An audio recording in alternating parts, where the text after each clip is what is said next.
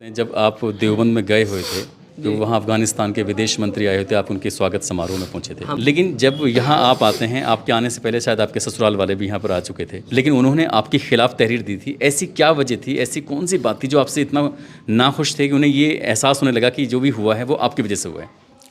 बात ऐसी है जी, असल में एक तो बात ये है कि जिसकी लड़की चली जा वो तो फिर ये सोचा है कि अल्लाह का मेरा तो मर ही गया और मैं आपको दिखाऊंगा किसी चीज़ की मेरे बच्चों को कमी नहीं थी। लगा छोटी चीज़ से बड़ी चीज़ तक। फिर भी ऐसा क्या था जो आपके ही खिलाफ तहरीर दी कि आपने ये सब कराया होगा? अगर यहाँ सीसीटीवी कैमरे ना होते तो फिर पुलिस के लिए जब तहरीर आई थी वो कहीं ना कहीं तहरीर आप पे ही प्राइम सस्पेक्ट थे आप। असल में हमारे ससुरालियों में जो वो है ना जी मेरा साला, उसका तो दिमाग चल लिया।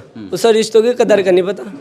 उसने मेरी बच्ची छीन ली मेरे से, मुझे आखिरी टाइम में मुझे चेहरा नहीं देख कर दिया उसने। और उससे जबकि सबसे ज़्यादा पता था मेरी बच्ची मेरे बिना सोया भी नहीं थी जब तक मैं न्यागुर था।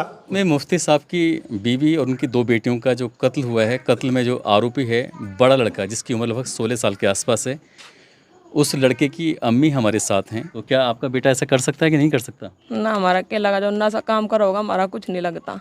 जो छोटा बच्चा था जिसने क्या कत्ल करने में शामिल रहा है ऐसा पुलिस कहती है, तो उनकी अम्मी से बात करते हैं। तो आपका क्या कहना है पूरे मामले में? आपका बेटा क्या ऐसा कर सकता है कि नहीं? कर सकता। मेरा बेटा ऐसा कुछ नहीं कर सकता, लड़ाई झगड़ा भी नहीं कर सकता, मारना तो बहुत दूर की बात है। मेरा बालक कैसा नहीं कर सकता। कैसा व्यवहार है, कैसे बात? बहुत अच्छा है जी। अच्छा, लड़ाई झगड़े कभी? कुछ नहीं, कभी भी। कभी ऐसे सुनने में आया होगा अपने अपनी बीवी को पीटा हो? कभी भी नहीं।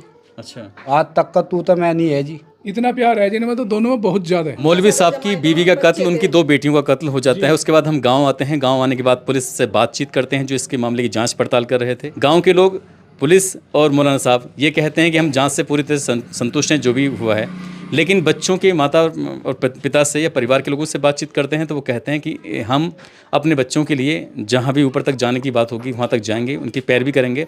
उनको बिल्कुल भी भरोसा नहीं है, उनके दिल को भी यकीन नहीं है कि वो बच्चे ऐसा कुछ कर सकते हैं। लेकिन अभी तक जितने भी सबूत मिले हैं वो उन दोनों बच्चों के खिलाफ मिले हैं।